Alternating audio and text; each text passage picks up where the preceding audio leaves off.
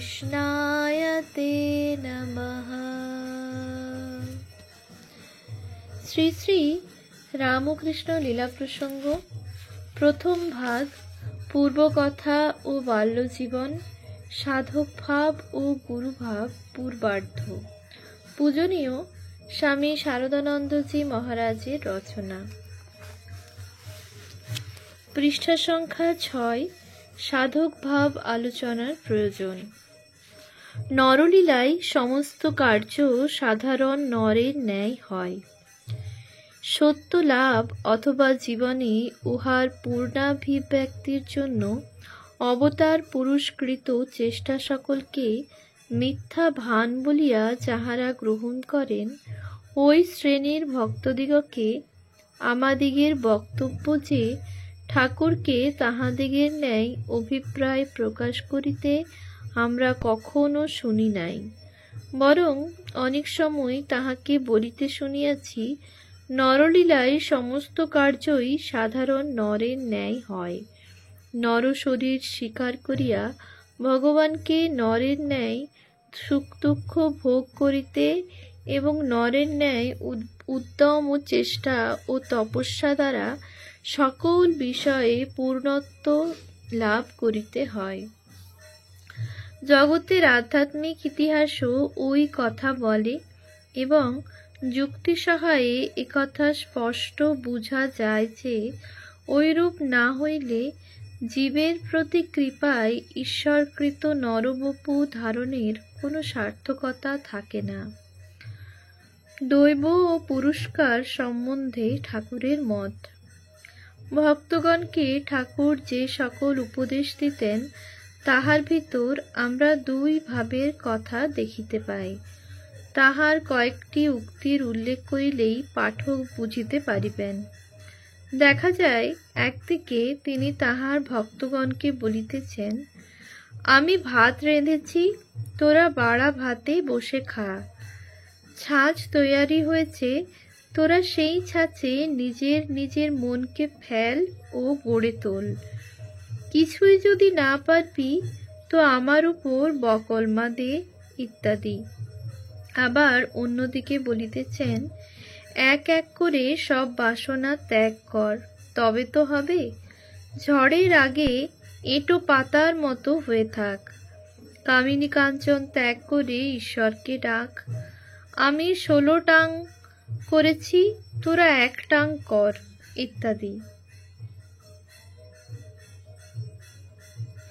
আমাদের বোধ হয় ঠাকুরের ওই দুই ভাবের কথার অর্থ অনেক সময় না বুঝিতে পারিয়াই আমরা দৈব ও পুরস্কার নির্ভর ও সাধনের কোনটা ধরিয়া জীবনে অগ্রসর হইব তাহা স্থির করিয়া উঠিতে পারি নাই। দক্ষিণেশ্বরে একদিন আমরা জনৈক বন্ধুর স্বামী নিরঞ্জনানন্দ 1904 খ্রিস্টাব্দে হরিদ্বারে ইহার শরীর ত্যাগ হয়। সহিত মানবের স্বাধীন ইচ্ছা কিছুমাত্র আছে কিনা এই বিষয় লইয়া অনেকক্ষণ বাদানুবাদের পর উহার যথার্থ মীমাংসা পাইবার নিমিত্ত ঠাকুরের নিকট উপস্থিত হই। ঠাকুর বালকদিগের বিবাদ কিছুক্ষণ রহস্য করিয়া শুনিতে লাগিলেন। পরে গম্ভীরভাবে বলিলেন, স্বাধীন ইচ্ছা ফিচ্ছা কারো কিছু কি আছে রে? ঈশ্বর ইচ্ছাতেই চিরকাল সব হচ্ছে ও হবে। মানুষ ওই কথা শেষকালে বুঝতে পারে। তবে কি জানিস, যেমন গরুটাকে লম্বা দড়ি দিয়ে খোঁটায় বেঁধে রেখেছে, গরুটা খোঁটার 1 হাত দূরে দাঁড়াতে পারে, আবার দড়ি গাছটা যত লম্বা তত দূরে গিয়েও দাঁড়াতে পারে। মানুষের স্বাধীন ইচ্ছাটাও ঐরূপ জানবি। গরুটা এতটা দূরের ভিতর যেখানে ইচ্ছা বসুক, দাঁড়াক বা ঘুরে বেড়াক, মনে করেই মানুষ তাকে বাঁধে। তেমনি ঈশ্বরও মানুষকে কতকটা শক্তি দিয়ে তার ভিতরে সে যেমন ইচ্ছা যতটা ইচ্ছা ব্যবহার করুক বলে ছেড়ে দিয়েছেন। তাই মানুষ মনে করছে সে স্বাধীন। দড়িটা কিন্তু খোঁটায় বাঁধা আছে, তবে কি জানিস, তার কাছে কাতর হয়ে প্রার্থনা করলে তিনি নেড়ে বাঁধতে পারেন, দড়ি গাছটা আরও লম্বা করে দিতে পারেন, চাই কি গলার বাঁধন একেবারে খুলেও দিতে পারেন। কথাগুলি শুনিয়া আমরা জিজ্ঞাসা করিলাম, তবে মহাশয়, সাধন ভজন করাতে তো মানুষের হাত নাই, সকলেই তো বলিতে পারে আমি যাহা কিছু করিতেছি সব তাহার ইচ্ছাতেই করিতেছি। ঠাকুর, মুখে শুধু বললে কি হবে রে? কাঁটা নেই, খোঁচা নেই, মুখে বললে কি হবে? কাঁটায় হাত পড়লেই কাঁটা ফুটে উফ করে উঠতে হবে। সাধন ভজন করাটা যদি মানুষের হাতে থাকতো তবে তো সকলেই তা করতে পারত। তা পারে না কেন? তবে কি জানিস, যতটা শক্তি তিনি তোকে দিয়েছেন ততটা ঠিক ঠিক ব্যবহার না করলে তিনি আর অধিক দেন না।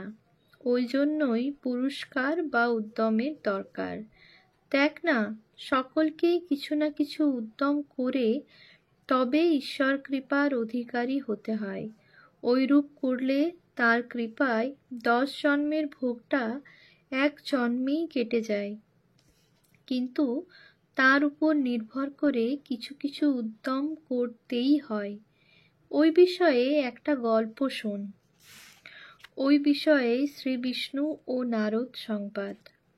গোলকবিহারী বিষ্ণু একবার নারদকে কোনো কারণে অভিশাপ দেন যে তাকে নরক ভোগ করতে হবে।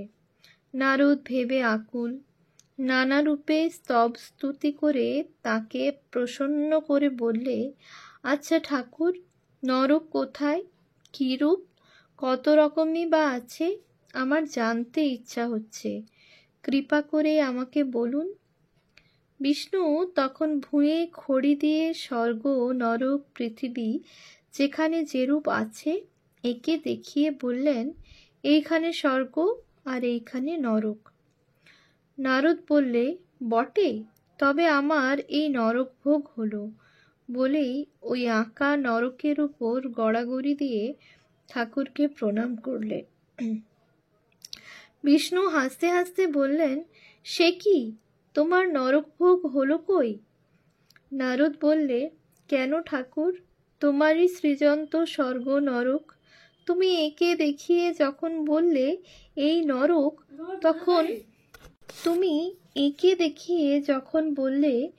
এই নরক, তখন ওই স্থানটা সত্য সত্যই নরক হলো, আর আমি তাতে গড়াগড়ি দেওয়াতে আমার নরক ভোগ হয়ে গেল। নারদ কথাগুলি প্রাণের বিশ্বাসের সহিত বললে কি না?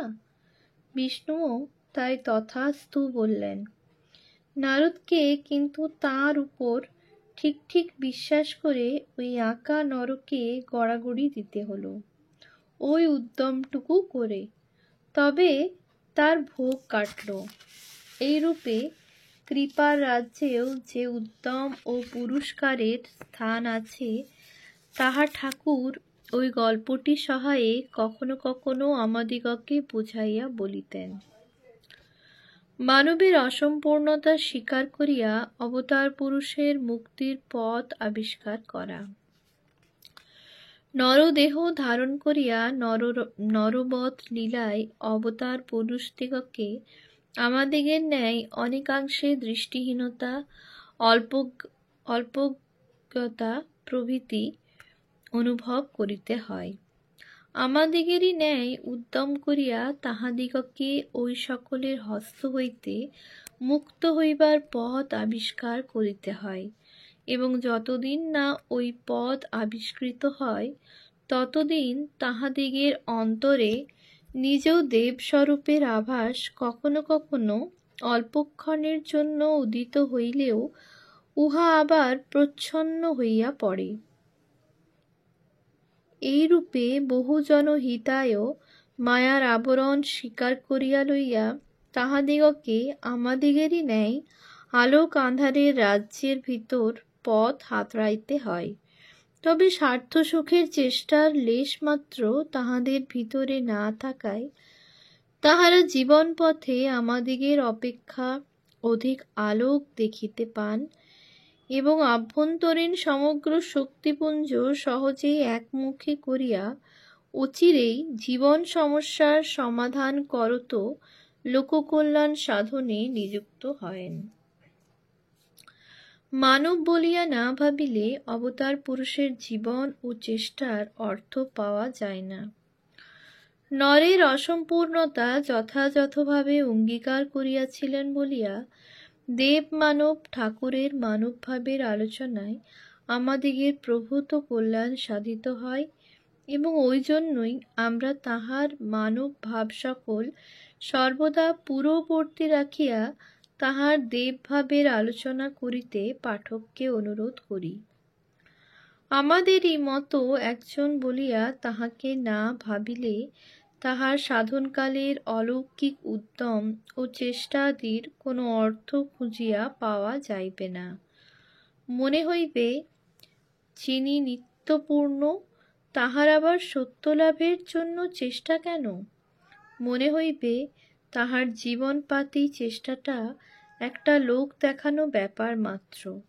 শুধু তাহাই নহে, ঈশ্বর লাভের জন্য উচ্চ আদর্শসমূহ নিজ জীবনে সুপ্রতিষ্ঠিত করিবার জন্য তাহার উদ্যম, নিষ্ঠা ও ত্যাগ আমাদিগকে ঐরূপ করিতে উৎসাহ না করিয়া হৃদয় বিষম উদাসীনতায় পূর্ণ করিবে এবং ইহজীবনে আমাদিগের আর জড়ত্বের অপনোদন হইবে না। বদ্ধ মানব মানব ভাব মাত্রই বুঝিতে পারে। ঠাকুরের কৃপালাভের প্রত্যাশী হইলেও আমাদিগকে তাহাকে আমাদিগেরই ন্যায় মানবভাব সম্পন্ন বলিয়া গ্রহণ করিতে হইবে। কারণ ঠাকুর আমাদিগের দুঃখে সমবেদনাভাগী হইয়াই তো আমাদিগের দুঃখ মোচনে অগ্রসর হইবেন। অতএব যেদিক দিয়াই দেখো তাহাকে মানব ভাবাপন্ন বলিয়া চিন্তা করা ভিন্ন আমাদিগের গত্যন্তর নাই। বাস্তবিক যতদিন না আমরা সর্ববিধ বন্ধন হইতে মুক্তি লাভ করিয়া নির্গুণ দেবস্বরূপে স্বয়ং প্রতিষ্ঠিত হইতে পারিব, ততদিন পর্যন্ত জগৎকারণ ঈশ্বরকে এবং ঈশ্বর অবতারাদিগকে মানব ভাবাপন্ন বলিয়াই আমাদিগকে ভাবিতে ও গ্রহণ করিতে হইবে। দেব ভূত্বা দেবং ইয়াজেত কথাটি ঐরূপ বাস্তবিকই সত্য। তুমি যদি স্বয়ং সমাধি বলে নির্বিকল্প ভূমিতে পৌঁছাইতে পারিয়া থাকো, তবেই তুমি ঈশ্বরের যথার্থ স্বরূপের উপলব্ধি ও ধারণা করিয়া তাহার যথার্থ পূজা করিতে পারিবে। আর যদি তাহা না পারিয়া থাকো, তবে তোমার পূজা উক্ত দেবভূমিতে উঠিবার ও যথার্থ পূজাধিকার পাইবার চেষ্টা মাত্রেই পর্যবসিত হইবে এবং জগৎ কারণ ঈশ্বরকে বিশিষ্ট শক্তিসম্পন্ন মানব বলিয়াই তোমার শত ধারণা হইতে থাকিবে। ওই জন্য মানবের প্রতি করুণায় ঈশ্বরের মানব দেহ ধারণ। সুতরাং মানব ভাবিয়া অবতার পুরুষের জীবন আলোচনাই কল্যাণকর। দেবত্বে আরূঢ় হইয়া ঐরূপে ঈশ্বরের মায়াতীত দেবস্বরূপের যথার্থ পূজা করিতে সমর্থ ব্যক্তি বিরল। আমাদিগের মতো দুর্বল অধিকারী উহা হইতে এখনো বহু দূরে অবস্থিত। সেই জন্য আমাদিগের ন্যায় সাধারণ ব্যক্তির প্রতি করুণা পরবশ হইয়া আমাদিগের হৃদয়ের পূজা গ্রহণ করিবার জন্যই ঈশ্বরের মানব ভূমিতে অবতরণ। মানবীয় ভাব ও দেহ স্বীকার করিয়া দেব মানব রূপ ধারণ। পূর্ব পূর্ব যুগাবির্ভূত দেব মানবদিগের সহিত তুলনায় ঠাকুরের সাধনকালের ইতিহাস আলোচনা করিবার আমাদের অনেক সুবিধা আছে। কারণ ঠাকুর স্বয়ং তাহার জীবনের ওই কালের কথা সময়ে সময়ে আমাদিগের নিকট বিস্তৃতভাবে আলোচনা করায় সে সকলের জ্বলন্ত চিত্র আমাদের মনে দৃঢ়ভাবে অঙ্কিত হইয়া রহিয়াছে। আবার আমরা তাহার নিকট যাইবার স্বল্পকাল পূর্বেই তাহার সাধক জীবনের বিচিত্রাভিনয় দক্ষিণেশ্বর কালীবাটির লোকসকলের চক্ষু সম্মুখে সংঘটিত হইয়াছিল, এবং ওই সকল ব্যক্তিদিগের অনেকে তখনও ওই স্থানে বিদ্যমান ছিলেন। তাহাদিগের প্রমুখাৎ ওই বিষয়ে কিছু কিছু শুনিবারও আমরা অবসর পাইয়াছিলাম। সে যাহা হোক, ওই বিষয়ের আলোচনায় প্রবৃত্ত হইবার পূর্বে সাধনতত্ত্বের মূল সূত্রগুলি একবার সাধারণভাবে আমাদিগের আবৃত্তি করিয়া লওয়া ভালো। অতএব ওই বিষয়ে আমরা এখন কথঞ্চিৎ আলোচনা করিব। ওম শান্তি শান্তি শান্তি। হরিঃ ওম তৎসৎ। শ্রীরামকৃষ্ণার্পণমস্তু।